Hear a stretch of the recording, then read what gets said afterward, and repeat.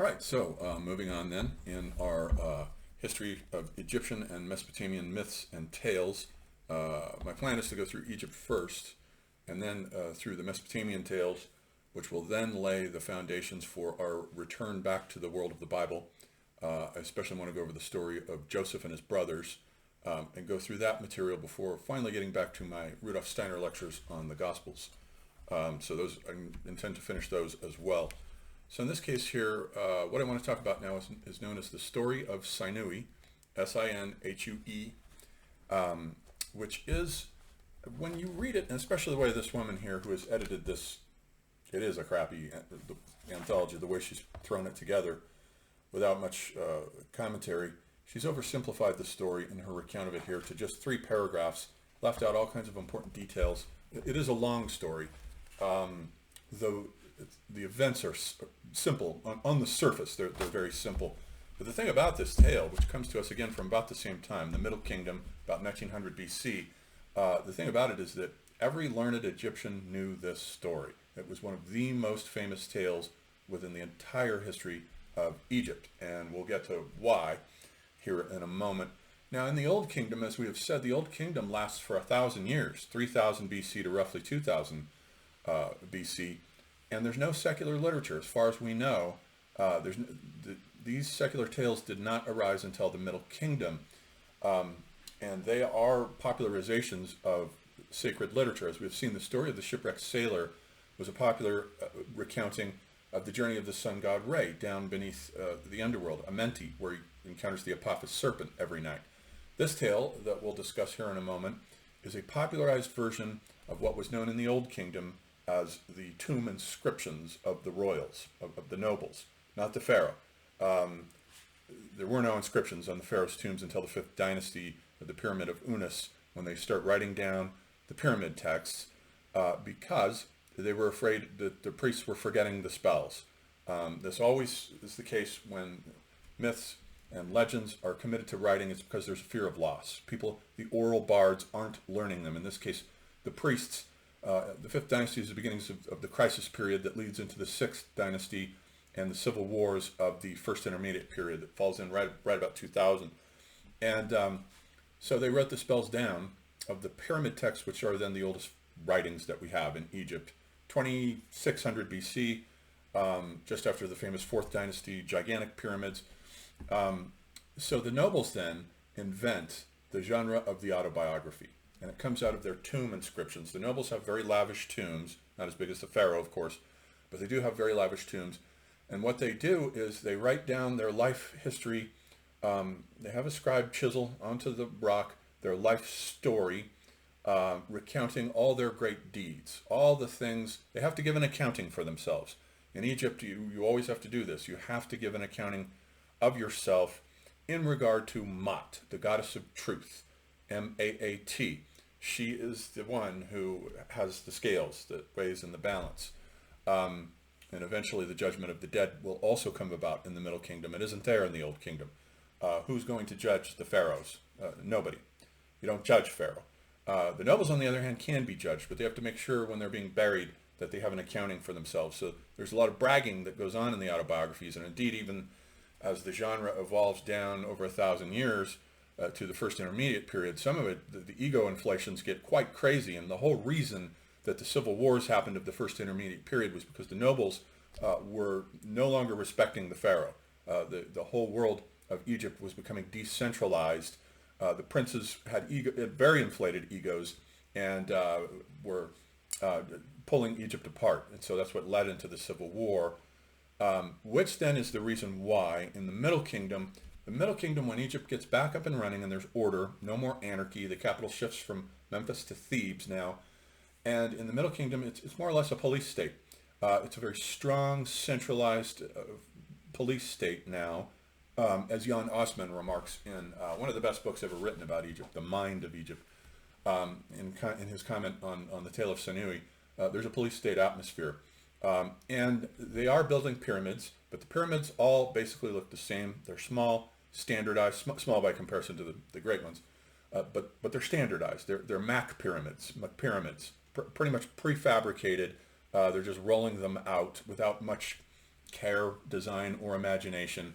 And then by the time of the New Kingdom, after the next interregnum, which is the Hyksos invasions, they conquered the Hyksos, send them out, who have been ruling them for about 200 years, from about 1675 or so down to about 1735, maybe a little over 100 years, 150. When they chased them out, then they no longer build pyramids. They simply substitute a large mountain in the Valley of the Kings, and they just bury all the pharaohs. Each one gets plugged into his own little hole inside this pre-made mountain. So the culture, you can see, Spangler here is 100% correct. You can see the culture running down. It's running out of energy as it unfolds and goes along and becomes more extensive rather than metaphysically and mythologically intensive. It begins to lose that. So, and correspondingly, in comes now the Judgment of the Dead, which is a myth that does not exist in the Old Kingdom. I've looked for it. It's to be found nowhere. The inscriptions are on the bottoms of scarab beetles. All over the place you start seeing this myth of the weighing of the soul in the afterlife, which comes in because of the police state nature. Now there has to be absolute control, even control over your afterlife. So you have to face the scales of Mat, the goddess of justice, who has a feather on one pan, weighed against your heart on the other. And you better hope that her feather weighs heavier than your heart, because otherwise, then you have lived a life against Mat. If your heart is heavier than her feather, you have sinned against Mat.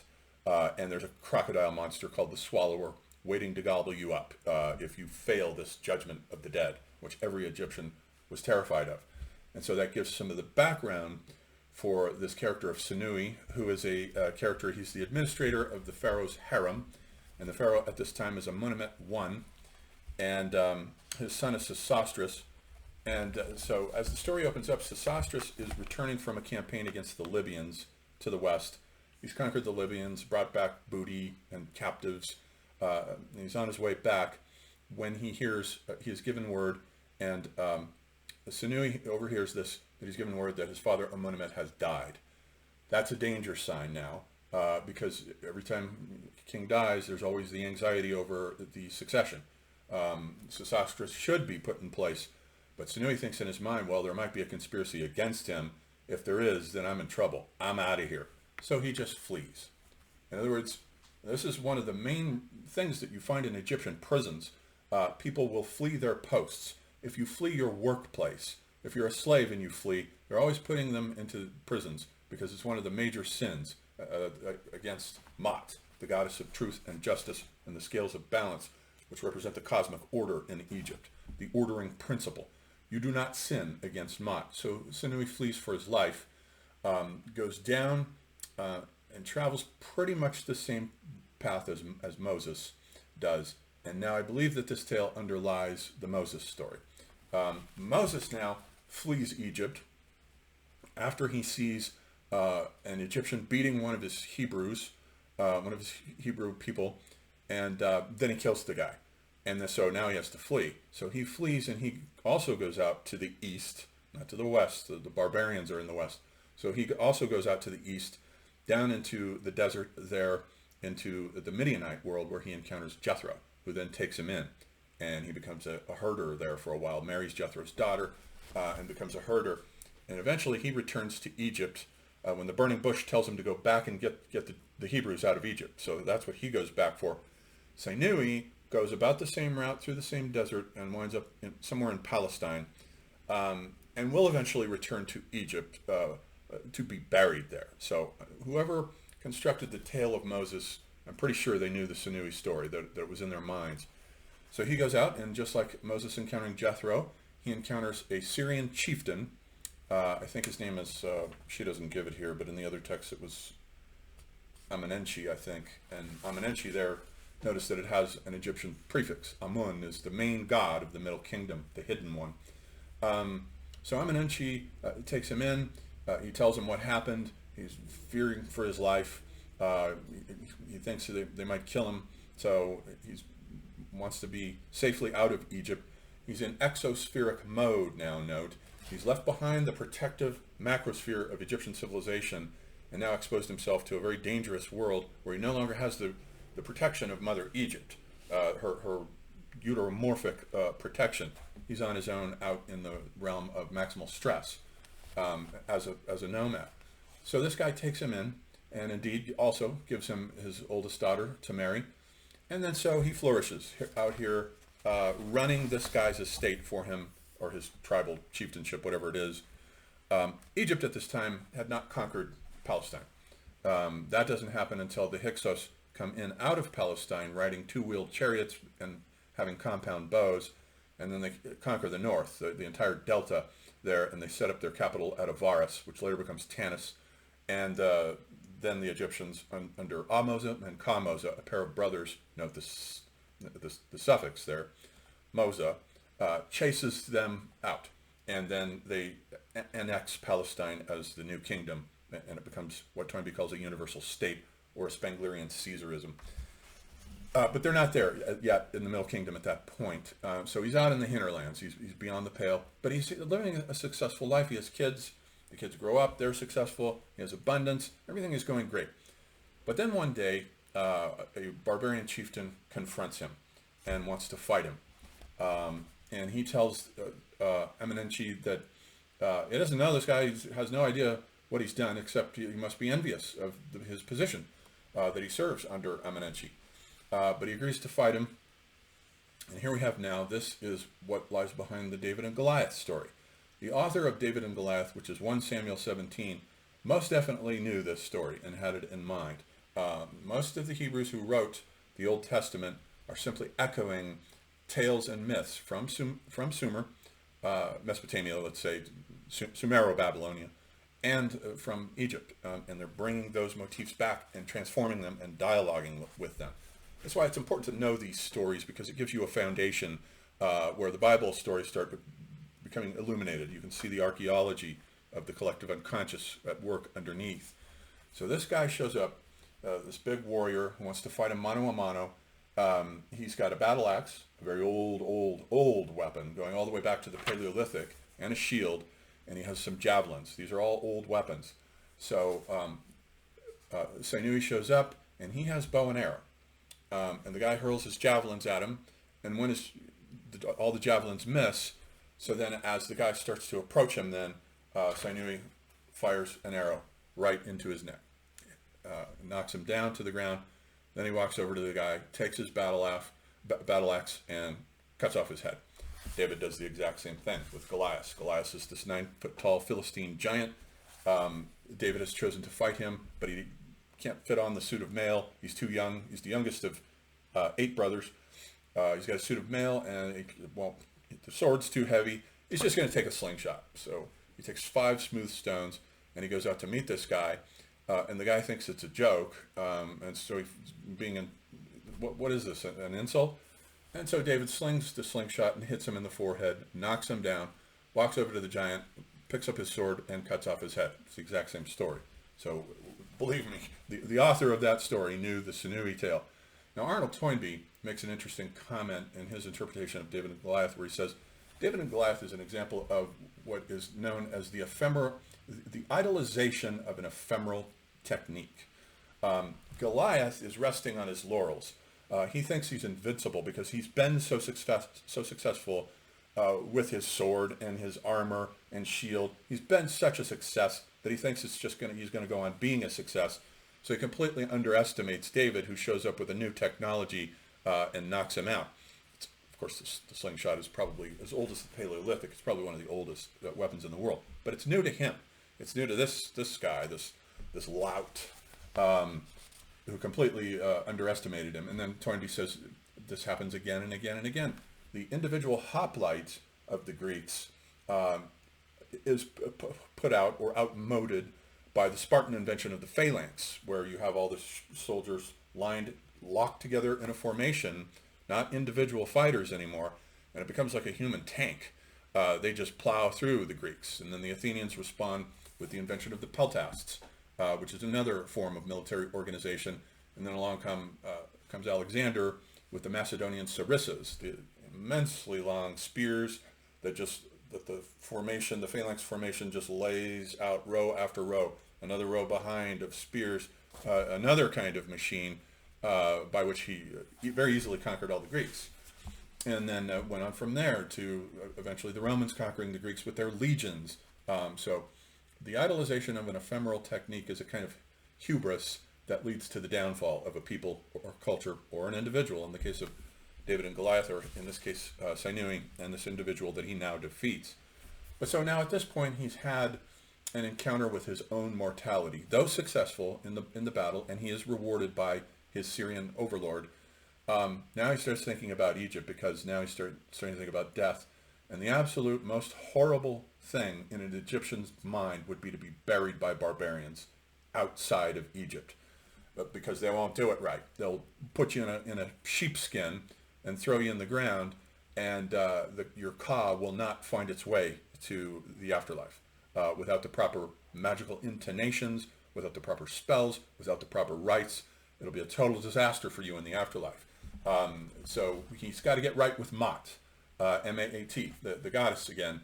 So he sends a message to Sesostris, pleading for forgiveness, and Sesostris sends a message back to him saying, it's okay, it's not a problem, you left of your own free will. He does not tell Sesostris why he left, just that he regrets having left Egypt for so many years and would like to be back in the Pharaoh's graces. And the Pharaoh basically says, it's okay, I'm willing to let you back. An apology is fine, and just head on back. So he goes. He leaves his sons behind in Palestine, and then he goes into Egypt, goes back before the throne of the Pharaoh now. And this scene now, at the end of the story, is basically a dramatization of the judgment of the dead. This is the weighing of the scales, the weighing of the heart against the feather, with the Pharaoh here in the role of the feather of Maat. And he prostrates himself, head down to the ground. The Oriental Bow goes all the way to Japan. It's absolutely fundamental. It's part of the Oriental culture, or let's say Asiatic. I realize the word Oriental is politically incorrect. Let's say Asiatic. So, and then the Pharaoh excuses him. They make fun of him a bit of his appearance. The Pharaoh makes a joke. Here's Sinuhe again, an Asiatic come from the backwoods. And he's shaggy, he's old, shaggy beard, dressed in sand dweller outfits. So they laugh at him, so he has to endure the humiliation. But they get him cleaned up. They shave all the hair off. For the Egyptians, facial hair and head hair were anathema. Only barbarians have that. So the Egyptians, when they had beards, were fake ornamental beards that they would attach to their chins. And for hair, they would just wear a wig. So they shave him on down, put new clothes on him, and they give him property. They restore him to his function as administrator of the Pharaoh's harem. That must be an interesting job. And they set up a garden for him and a house. And the most important thing, of course, in the last chapter is they build a pyramid for him. It must have been a small one, but they do build a pyramid for him, which then becomes the telos, the goal of the entire story. And in a sense, you can see why this story was so famous in Egypt. It is the archetypal Egyptian narrative. It has everything in it that is satisfying to an Egyptian ethics and an Egyptian metaphysics. It's very consoling. He's rewarded. He got his tomb. The afterlife was the fundamental thing for the Egyptians. If you didn't have your tomb ready for you when you died, you're going to be in trouble on the other side. And also the accounting. So he sins against Maat, and he's forgiven. Now another guy who sinned against Maat, who was not forgiven, is the very great pharaoh Akhenaten, who lived 1350 BC. One of my all-time favorite individuals. This man had balls the size of grapefruits. He is the one who is the absolute deconstructionist of all of Egypt's funerary cults. He anathematized all of them. He rebelled against the Theban priesthood, who thought that by worshiping the god Amun, they had turned away from the old kingdom worship of the sun god, Atum Re, or let's say Re Harakti, and turned away, and he wanted to restore that cult, but he renames the sun the Atun disk, A-T-E-N, and anathematizes all the funerary deities. You're no longer allowed to worship Ptah or Isis or Nekbet or any of the funerary deities whatsoever. Those are gone.